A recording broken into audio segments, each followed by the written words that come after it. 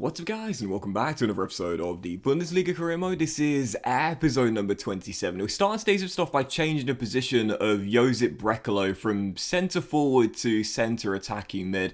To start the season off, one assist in our opening three Bundesliga games, and I talked about it. Despite being 25 years old, in the prime of his career right now, 80 rated, so younger and higher rated than Okugawa.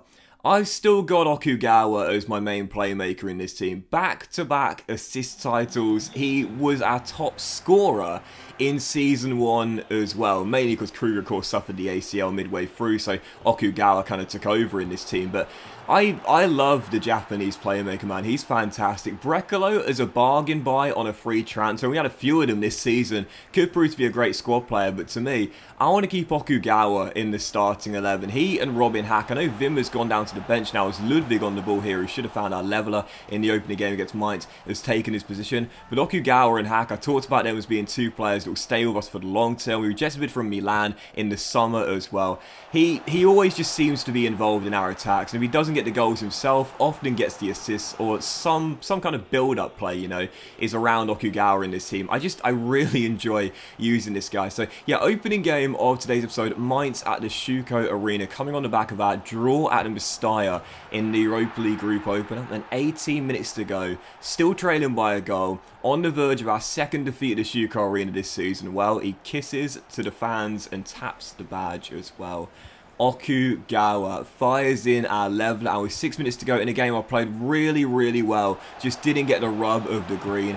5 minutes on the clock. This is why Josip Brekalo, despite being a bargain buy on a free, is sitting on the bench. I love this guy, I really do, and it's great, you know, we do a career mode and like you inherit a squad, you always know if it's an RTG, it's gonna change drastically. Like 90% of the players probably aren't going to be there as the years go by. You know, eventually they'll be replaced. But when there's like that one player who just becomes a bit of a fan favourite and just seems to nail down a first team place or at least a place in the squad for the indefinite future and for the remainder of the save you do, it's great. And Okugawa is that guy. You know, I came into this team thinking, yeah, he seems like a decent playmaker, seems alright, but nothing special. Like, nothing jumps out at you when you look at Okugawa's stats or anything like that, his player profile, but it's just so great. Like, when you do an RTG and you start off and you look at his squad and you think, yep, you'll probably go in Season 2, you'll probably go in the first transfer window,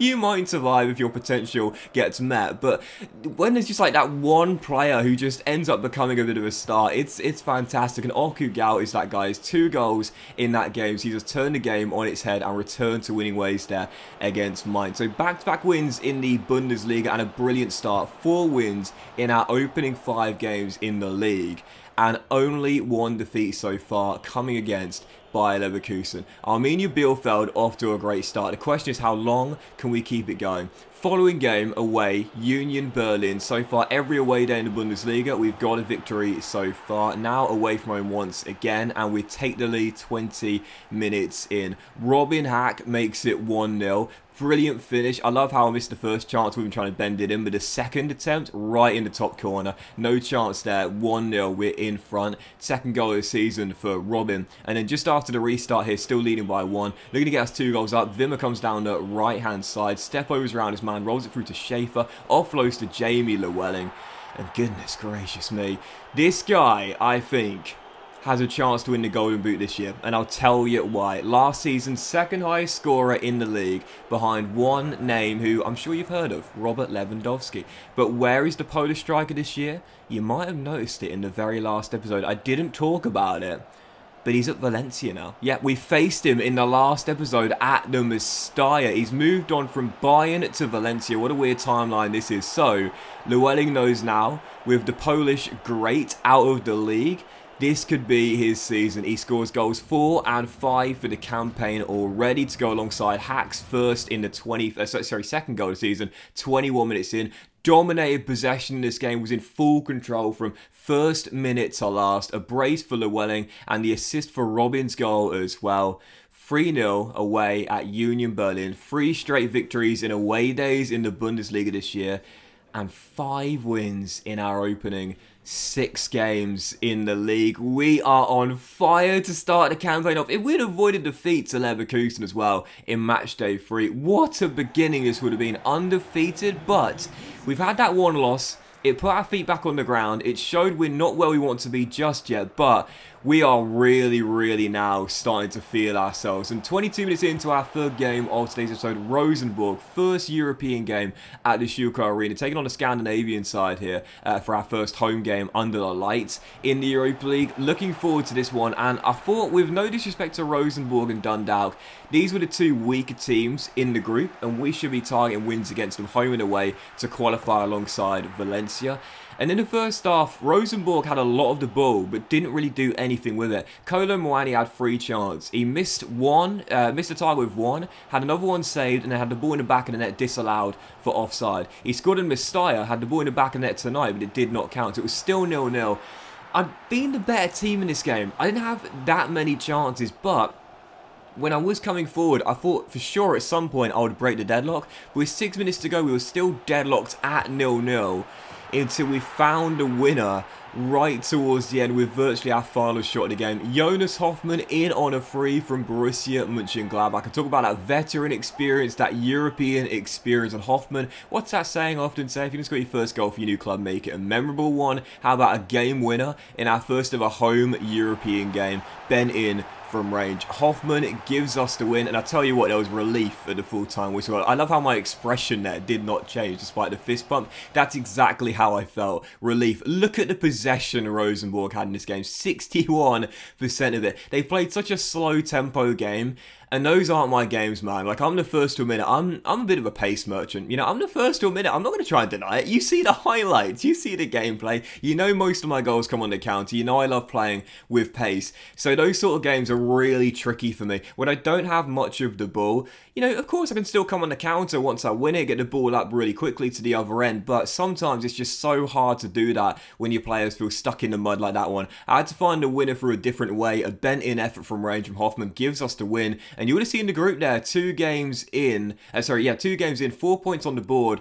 Valencia and Dundalk drew on match day 2, so we're 2 points clear of them now. If we beat Dundalk on match day 3 and Valencia slip up again, we could go 3 points clear halfway through the group, which would be a real luxury. 4 points clear even, which would be a real luxury. So yeah, we're also top of the Bundesliga as well. I just want to throw that out there, but get past it really quickly. 5 wins in our first 6 games, puts us top of the Bundesliga to start the season off. But let's not pay too much attention to it. I'm downplaying this for now. I've talked about wanting to qualify for the Champions League this year, and I'm not going to think about anything else. We are where we are right now, pole position, but I don't want to think about that too much because I know I'll start feeling the pressure, just like I did last season when we had that run towards the end of the campaign. I was like, oh, Champions League, out of nowhere, possibility, and then I bottled it. I don't want to think about where we are in the table right now. All I know is we're on fire. We don't need to look at the league table though, just look at the performances. So yeah, final game of today's episode as we enter October. You would have seen our DFB Pokal second round tie is unfortunately against Bayern Munich.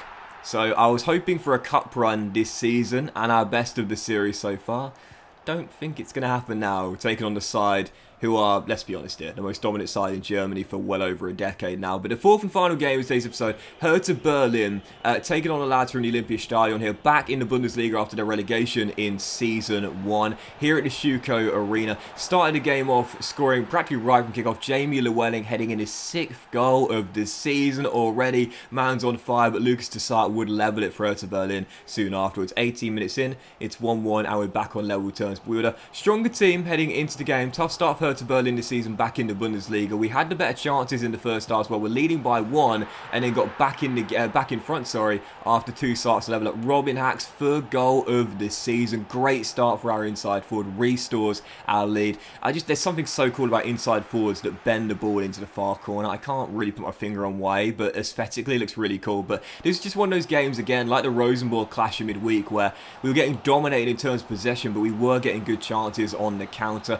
A great save there, kept it at 2-1. Then from this corner, Tyler Kerr must have thought he'd done everything right to score his first goal for his new club. What a save that was, as it was still 2-1. And in the second half, still leading by a goal, I kind of tried to get possession back in my favour a little bit in the second half, slow the tempo down a little bit, not force too many chances. But once I got a great opening here, brilliant ball in from Felix Agu to find Patrick Wimmer, rolls it across to Okugawa.